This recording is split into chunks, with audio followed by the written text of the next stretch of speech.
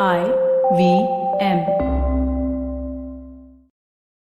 Hi everybody, just wanted to ask everyone for a quick favor. We're running a brand survey right now and would really appreciate it if you could let us know what you think about the advertising on IVM. Go to ivmpodcast.com/survey and do let us know. As part of this, we'll be selecting 10 random participants and sending them some IVM swag, so do fill out those surveys.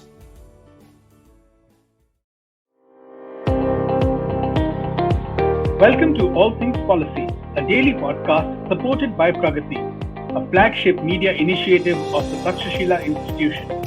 We are a bunch of policy nerds based in Bengaluru, and we like to bring fresh perspectives to Indian affairs and an Indian perspective to global affairs. So grab a cup of coffee, sit back, and join us for today's chat. Hello and welcome to another Friday episode of All Things Policy.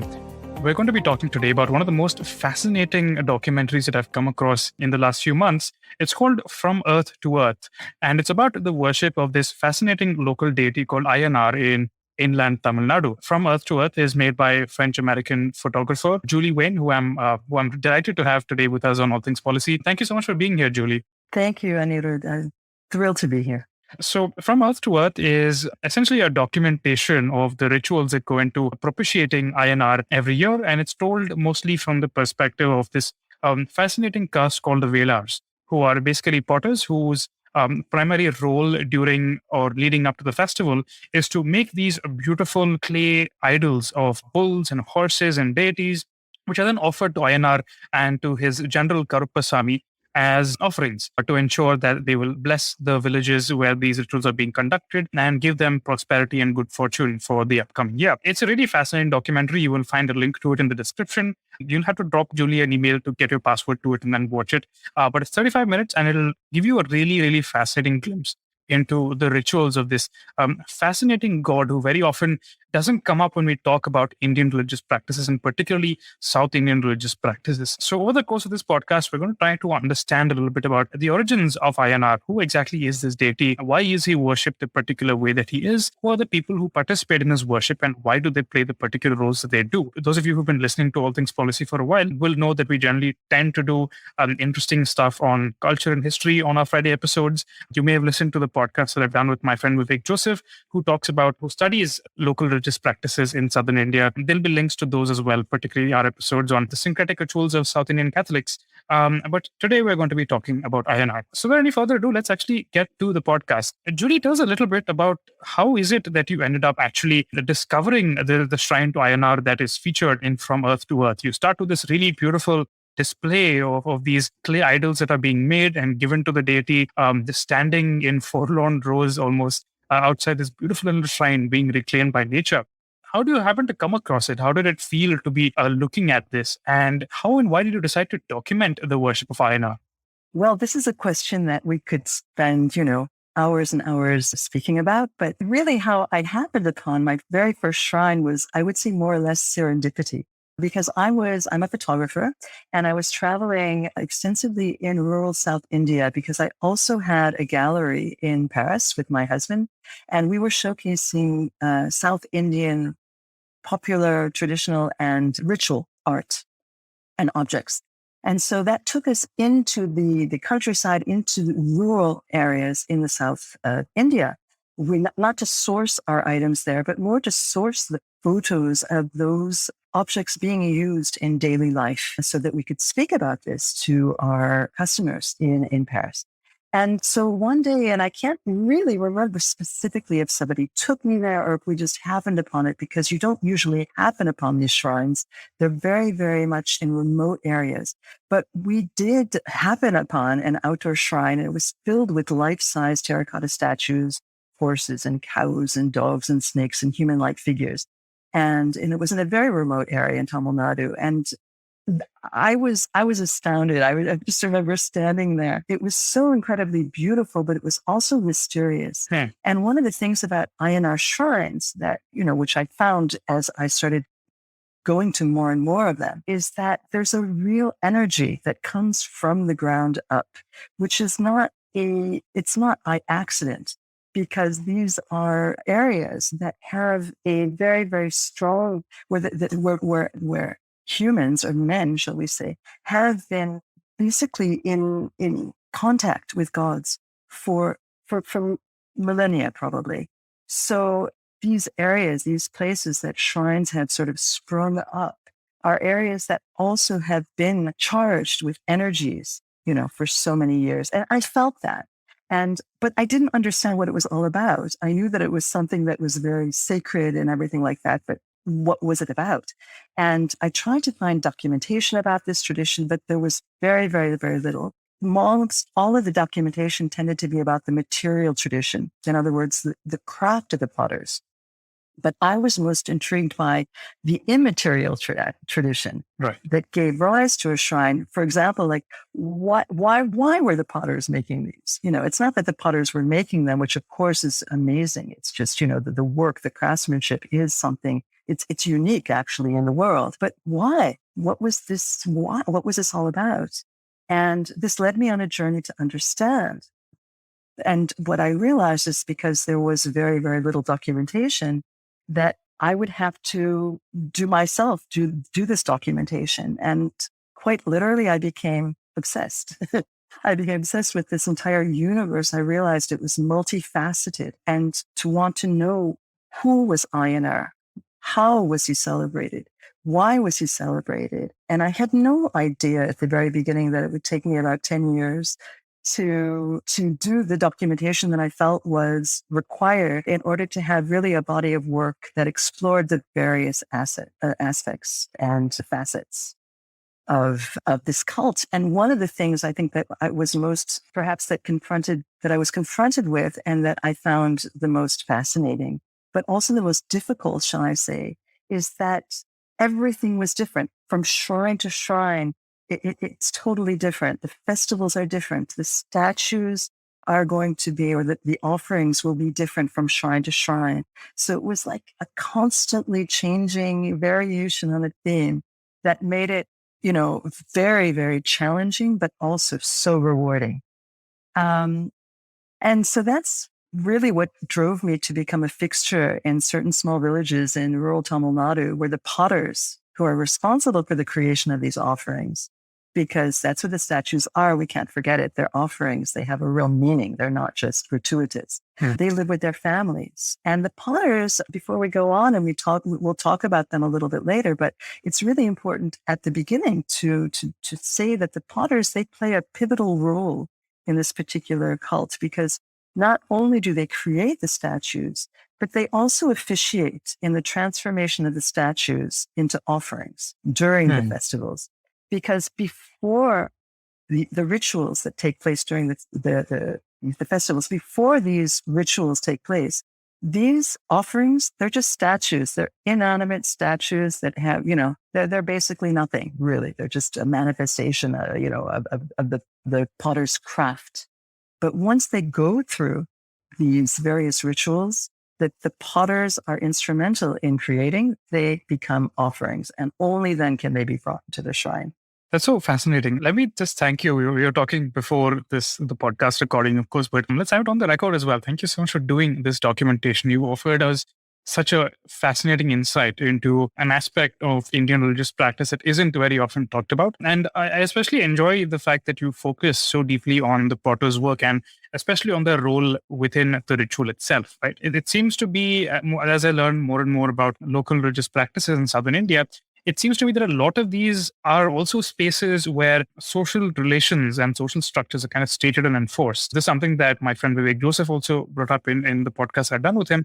And it's very interesting that the potters play a role in not just creating the offerings, as you said, but also in actually making them suitable to be offered to the god. One does not very often think of potters as having such an important religious function as well, especially given the way that we generally think about a caste and the roles that various castes play in the quote unquote a great tradition of Hinduism. But it's so interesting that this is something that actually happens and indeed flourishes at the local levels in Tamil Nadu. So you mentioned a little earlier, Julia, about how these are spaces or sites where the worship has probably been happening for thousands of years. And I find that very interesting, right? Because when it comes to a lot of local practices, especially such as Aman worship or the worship of quote unquote ghosts, for example, in the west coast of India, a lot of these seem to originate in very, very old practices that might very well go back to the early Iron Age or even before, which of course brings up the question of how exactly did this worship of Ayyanar really originate? There is a general consensus, from what I understand, that before the first millennium or before the beginning of the Common Era, that South Indians generally involve themselves in some form of ancestor worship. So, is ancestor worship related to the worship of Ayyanar? How is Ayyanar related to the other gods that are worshipped during his festival, such as, for example, Karupasami or Muni, who you mentioned in your documentary? Well, since my documentation is empirical rather than theoretical, my interest has always been the living cult. And that's the responses to the questions that I asked to a lot of INR's devotees. Now, of course, I did do a lot of research and everything like that. And there's very, very little real reference to INR. But the thing is that, as you were saying, very well, is that in all villages all over India, there are certain local traditions that have not been documented. But we know, it's almost like in people's DNA, that we know that this is what the foundation of their own societies has been built upon. So it was really interesting for me to go and ask people themselves, who is Ayyanar? Where did he come from? I wanted to know really what their experience of Ayyanar was. And so I did go around. This is one of the things that I did when I documented. I interviewed a number of different people. I interviewed devotees themselves, but also the potters and village elders and committee members and pujari and just, the gamut of people who are involved in Ayyanar worship. And I always ask the question, well, who is Ayyanar? Who is it? Right. And what's really funny is that people were just at a loss of words because it was so evident to them who he was that they'd never actually had to answer that question. And so when you ask them to identify their supreme God, because he is the supreme God, in rural Tamil Nadu, Ayyanar is the supreme God. So when you ask them to identify it, they have a really hard time. They just sort of say, well, he just is, he's just there. But they would say something like Ayyanar is Sami or God. And when pressed a little bit further, they're going to say he is their Ur Kavalan, which means their village protector. And what's interesting in that is that he's wholly distinct from their primary village deity, who's often but not exclusively a goddess. And the goddess has her own temple or shrine within the confines of the village. But Ayyanar is of superior lineage because he is like the king. They consider him like a king. And because of that, he rules the community, but he's removed from it at the same time. He's removed from its banalities. So he lives apart from the group. His abode lies on the outskirts of the village that he protects. And his neighbors are the primal forest and the lush groves and the natural world that lies within. And one of the interesting things about Ayyanar, and I would say that also this differentiates himself from the village deity, who, as I said, is very often a goddess. And the goddesses are always fierce goddesses, right? But so Ayyanar, however, he's very, very different. He safeguards and he satisfies, and he's not an ambivalent divine being. He doesn't strike. He needs no appeasement from his followers to complete his charge. He is not an angry god at all. And what I've learned, as what people will say to me, is that in a village, if misfortune befalls somebody, it's not due to divine provocation nor a lack of pacification by the villagers. It's due to the villagers forgetting to regularly and suitably propitiate him. And it causes him to wander from the village confines, and it leaves the community, the village, and the neighboring fields totally exposed and under easy attack from evil spirits and a host of hardships. So the festivals celebrated to Ayyanar are not done to placate his ire, but to incite him to stay in his luxuriant abode, where he keeps a watchful eye. So what's interesting is that his pedigree, right? Where he comes from, where he comes from is it can be one of two different explanations, shall we say. So a lot of people, and most of the texts that mention the god's lineage, they agree that he is the Tamil mirror image of Ayyappa. right? The Oh, divine, right. So the divine eternal adolescent conceived by Shiva and Mohini. So what they do is they bring him into the Hindu Brahmanic, fold, right? Because he's Shiva and Mohini. And he reigns atop from Sabarimalai. But there are a handful of people living today. And again, it's not in most texts, you will find this Ayyappa reference. But a lot of them, some of the people on the ground, they declare that Ayyanar and Ayyappa are different gods. And I happen to agree with that because of, what I have seen, the way his depiction is and how he rules and things like that. But what's interesting is that whether the way that people sort of, how shall I say, the way that their reference of Ayyanar, whether he is Ayyappa or whether, it's a mirror image of Ayyappa or Ayyanar himself, is going to change the way the shrine and the festivities are going to be conducted. So, of course, if people sort of associate him with Ayyappa, well, then women cannot enter into the sanctuary, right? He's considered to be, right? We don't want to have a celibate god. Exactly. He's a brahmacharya, so, and I don't have that. But when he's Ayyanar, without any Ayyappa references, of course, women can, of course, come into the shrine. Now, there's one last thing that I want to touch upon because, this is long, but I wanted to talk about this idea of ancestor worship, which I think is interesting. Do we have the time to do that? Yes, of course, please. Okay, great. So I have not in any way, of course, what I have been speaking, when I spoke to people, I have not seen any connection to ancestor worship. But Ayyanar and Karapu, for me, are like the yin and yang of the cult. They are totally opposites by nature, culture, and even physiognomy. But at the same time, they're totally interconnected, interdependent, and complementary. So Ayyanar gives the orders and Karapu executes them.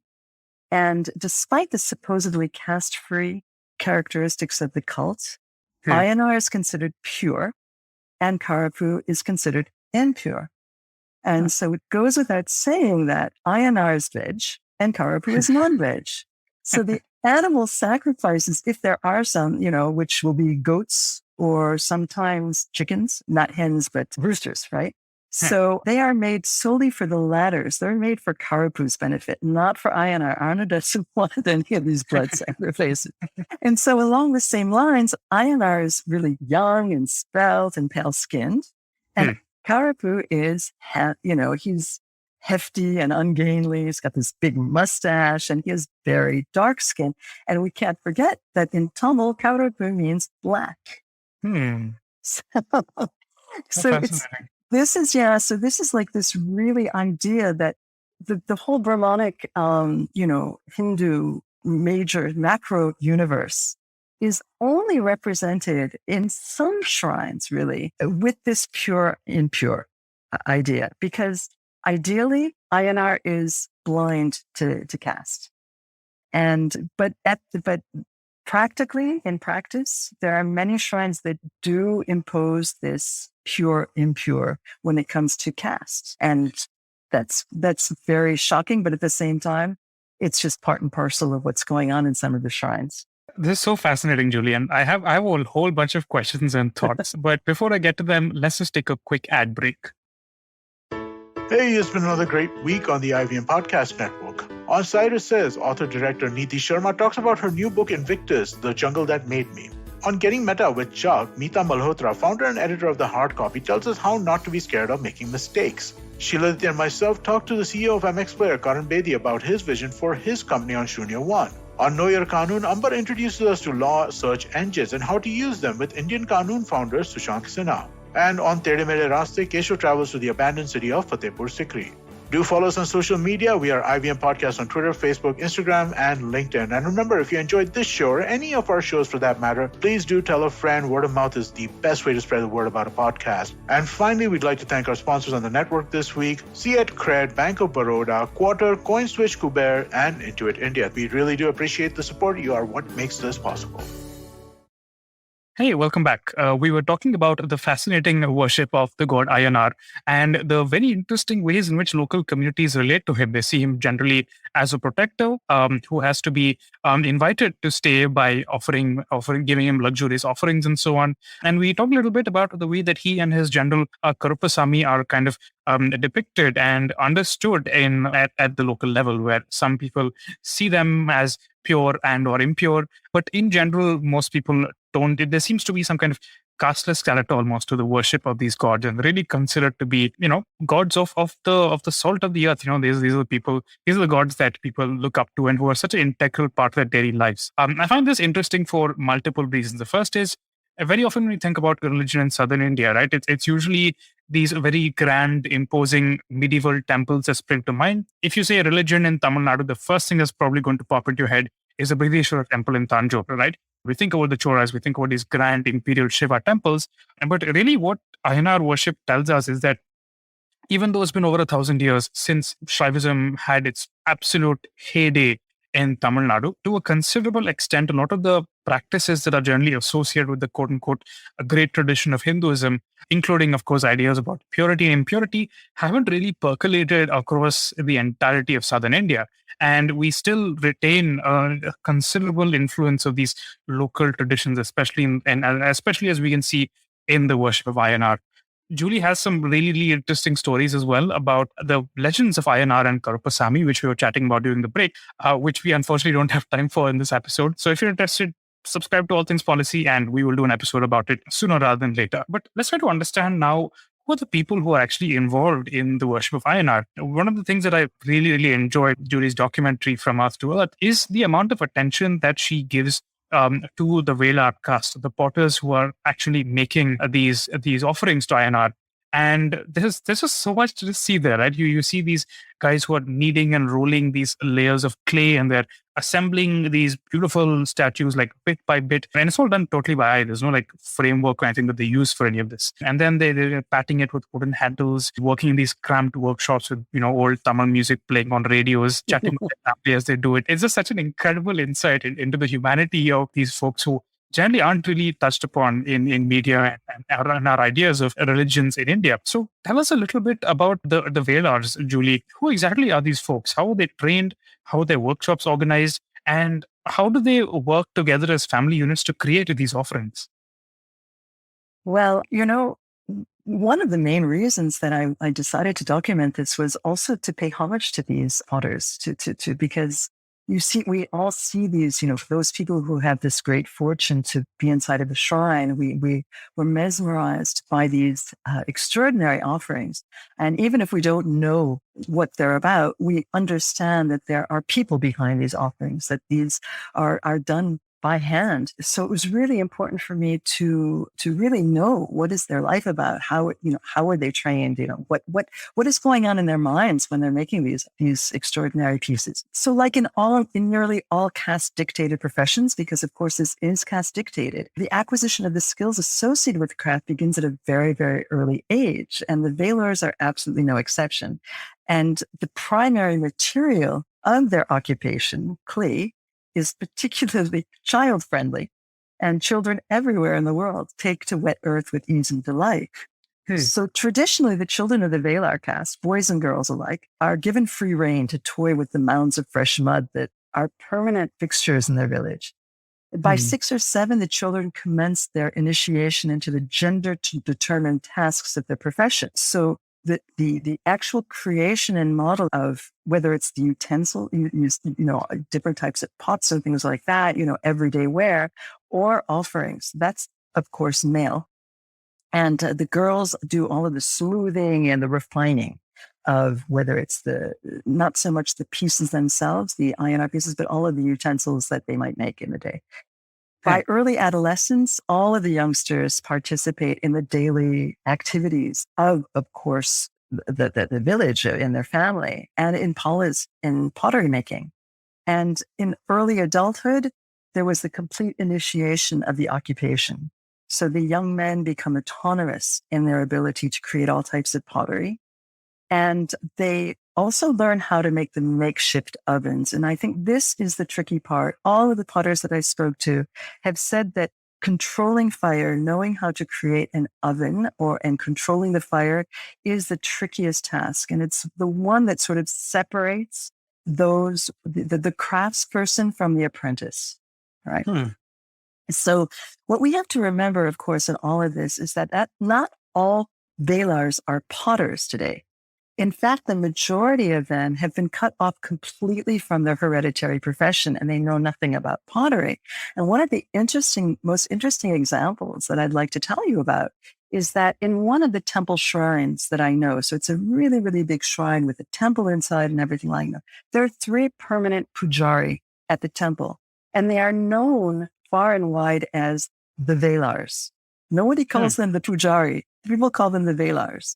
And when a villager wants to call a special puja or needs to consult the pujari about something, the villager said he has to go talk to the Velar. Right. Now, when I asked them about their caste and their relationship to the potters themselves, the pujaris, they absolutely say that they are priests and their fathers fathers are priests, and that's all it comes down to. But when I pressed them a little bit, they said, well, yes, most certainly their fathers were probably potters, but that was a really long time ago. So that's one, it's really interesting because we find that there are a lot of Velars who have been totally cut off, and this for generations, from pottery. But also we have to remember that there's also a lot of Velars who are not associated with the creation of Ayyanar offerings. And these men practice their trade, so they're still practicing pottery, but they're making utilitarian or decorative objects like, for the local or the widespread market, like outside of even Tamil Nadu. So you can go to a city like Manamadurai, which is about 50 or 60 kilometers from Madurai. And there are 180 potters and their families who are making just thousands and thousands every day by hand, lamps and flower pots and jars and receptacles of all types. So the Velars that create the offerings still today, they have a hereditary charge to do this. And they are connected with a particular shrine. And the word here, of course, is hereditary, like everything else that has something to do with Ayyanar, whether it's the pujari, whether it's the temple elders, whether it's the Sami Ali, which maybe one day we will talk about, so those people who actually receive God during the course of the festival, they all have a hereditary link to a particular shrine. Interesting. So I'm just very, very curious about the Samyatis actually, because I found it to be one of the most fascinating aspects of the documentary. These really stunning visuals of them standing in front of the god shrine with all this smoke and drums beating, and then them gradually starting to tremble as they seem to be taken over by this extraordinary presence, and then grabbing onto a weapon and just like running out into the open. So have you spoken to these individuals about how they feel about this? How does it feel for them to embody a deity? Absolutely. These are my friends. Of course, it's really hard not to be fascinated when you see the transformation and you actually see it. And, I can't say that I'm a believer or a non-believer. That has nothing to do with me, what my relationship is. But what's really, really clear is something's going on when it's not theater at all. It's not a show. This is real, what's happening to them. And what's really, really interesting is that, when I interview them and everything like that, they have a really hard time. They can't speak about what happens to them. They can sort of speak about the transformation because, of course, there's a whole preparatory time. Very often these men they will live, for example, near the shrine, or if there happens to be a small temple in the shrine, they will live there for usually 30 days before the festivals, in order to purify themselves. So they don't want to have any type of relationship with women, for example. And they sort of have a partial fast where they're no longer eating non-veg, so they're actually preparing themselves to receive God, because that's what they say that they do. That's what a Samyani does. He's not possessed. He receives God. So it's an actual, God is coming into the person's body. And the word Samyani, the only real translation that we can find for it in English is an oracle, but they are not oracles. So they have a really hard time describing what happens to them and what they're actually living. Most of the time they'll say, I don't know. I don't know what happened. I don't know, they will say words or they will do things, of course they dance and sometimes they have actual, very almost, rituals where they're actually a mortal human being would have been hurt, would have had, wounds or things like that. But they don't have any recollection of what goes on. They don't know what they're saying when they're speaking to, they don't remember. What I'm saying is that they don't remember. They literally are a god. And when they are back to being a human, they are a human, a mortal. And the line for them is very, very, very clear, How fascinating. It also occurs to me that receiving a deity is so integral to many, many South Indian local religious practices like these. I mean, during Bonalu, for example, in Telangana, you have individuals who receive the goddess of a particular neighborhood and actually go household to household to bless her devotees and to receive their gifts and so on. It's so incredible. And I really have no explanation for it either. It is amazing to see what these how profoundly these individuals believe in this, and then it's just the way they see the world. It's really something else. And once again, just plugging in the documentary here. If you're interested, please go check it out. But come back to the Velars, of course. Julie, you mentioned how a lot of Velars are actually kind of cut off from this hereditary profession. In a sense, is their craft really disappearing? What kind of social and economic status do they have? You mentioned how the priests generally seem to be a little iffy about claiming descent from potters, right? So do they generally not have a very prestigious social and economic position? And what kind of pressures are they undergoing as India modernizes, as different kinds of jobs are available, and perhaps even as religious traditions change? What is the Velar community going through? Oh, we could write a dissertation on this, and in the short time that I was part of of documenting this community and everything about Ayyanar, shall we say, in 10 years' time that I spent there, I saw major, major changes. One of the main reasons, and I really do believe that this tradition is on the brink of extinction, which was one of the main reasons also that I decided to document it before it disappeared completely, is that more and more potters had either already totally left their craft or they're not teaching it to their children. And since the creation of the offerings is caste imposed, nobody outside the Velar caste can take their place. So, when they go, basically the whole tradition of creating statues that will become offerings will disappear. So what we cannot forget is that in the course of a year, the period of fabrication of the terracotta offerings lasts about 5 or 6 weeks. That's it. And it's very, very long hours, very hard, unfailing physical efforts they're needed to create the tens and sometimes hundreds of various sized offerings. The potters, of course, are paid for their labor, but in general, the monetary remuneration is modest, especially for this work that has to be done. So aside from this very brief period of creation of offerings, during the rest of the year, potters earn their living by making pottery, of course. And not so long ago, terracotta was an integral material in the daily life of rural Tamil Nadu. There was a panoply of utensils and vessels of varying size, shapes, and uses. And it necessitated, of course, because it is made out of clay, it necessitated a continual flow of pottery. So whether it was water urns or grain receptacles, clay burners, ovens, rice jars, silos, oil lamps.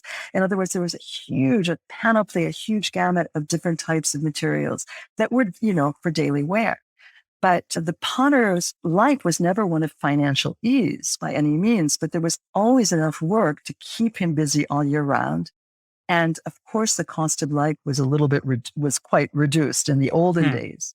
So he had enough earning power to see to his family's need. But in the last couple of decades, and, I would say actually more than that, it would probably be from like 1990s or something like that.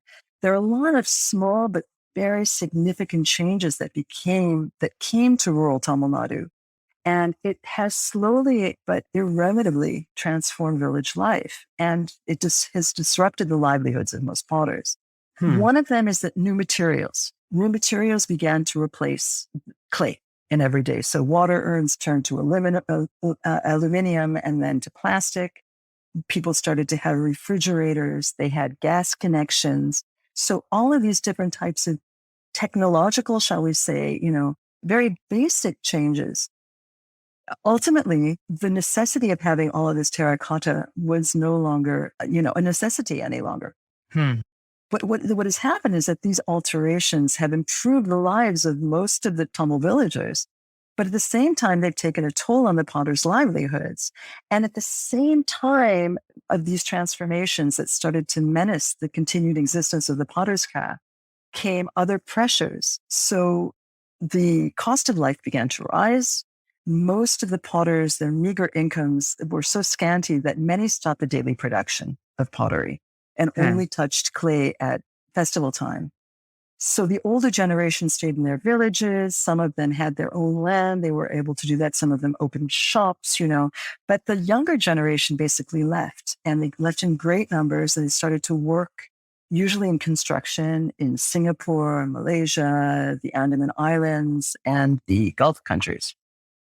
So the men would go off to these places, and they would usually come back because they knew how to they were potters themselves. So they knew how to create these offerings, and they would come back and they would help usually during festival time, and the terracotta offerings would still be produced. But now these young men have now become fathers themselves. And instead of initiating their sons into the hereditary craft, as their fathers did before them, a great number are not even teaching their children. As a matter of fact, they are discouraging their children from even working in clay, even in touching the clay. And the reasons are numerous, but they're almost always grounded in a parent's very real desire for their children to enjoy a more comfortable life than they have had. And it's also combined with the relatively recent and easier access to higher education and to jobs and profession outside one's caste. And that's mingled, of course, with the very real difficulties of earning a living from the ancient craft. So the reason sometimes are changes in mentality in rural Tamil Nadu, in villages, as well as in urban area, of course. Children do not necessarily want to do what their parents do. And now, with fewer social limitations and banned caste restrictions, they have a choice. And likewise, parents are no longer insisting that their children follow caste-imposed trades, especially if those children have the ability to do better for themselves. And in the case of the Velar caste, the dozens of potters that I spoke to expressed no regret whatsoever for not teaching their craft to their sons. In fact, they take full responsibility for severing the link, insisting that pottery work is sporadic, ill-paid, and, in their words, dirty. Their children seek steady, decent incomes in clean environments. And the parents are thrilled to see their children, boys and girls alike, become engineers and scientists, skilled workers and technicians. And all of these reasons speak very highly of parents' love for their children and India's desire to break its entrenched caste shackles. But these constants and these changes are particularly favorable to individuals. They're often very damaging to the community, and they are devastating to the durability of the centuries-old pottery form taken by this Ayyanar cult. That is such a lucid and fascinating explanation of such a complex and multifaceted dynamic. On the one hand, yes, it does seem like a tragedy that a centuries-old practice is slowly fading away, especially given how interesting it is and how much it tells us about South Indian local religious practices. But on the other hand, as most of our listeners who listen to All Things Policy, and we often talk about policy and transforming economies on this podcast, I'm sure you can also relate to the fact that the Velars have an absolutely legitimate desire to adapt to the way that India is changing and to transform themselves along with India's broader transformations. On that note, Julie, this has been such an incredible conversation. I have learned so much from this, and I have so many more questions. And I really look forward to having you back on All Things Policy again. There's so many things that I really want to understand about the worship and legends of Ayyanar. Thank you so much for being here with us today. It was a true pleasure, and I look forward to talking with you again whenever you'd like. It would be my pleasure. How wonderful. I can't wait. And thank you to all of our listeners. Thank you for listening to All Things Policy. If you liked our show, Don't forget to check out other interesting podcasts on the IVM network. You can tune into them on the IVM Podcast app, ivmpodcast.com, or wherever you listen to your podcasts. You can also follow IVM on social media. The handle is @IVM Podcasts on Twitter, Facebook, and Instagram. And hey, if you'd like to dive into Takshashila's research on technology, strategy, and economic affairs, check us out at our Twitter handle @TakshashilaINST or our website takshashila.org.in.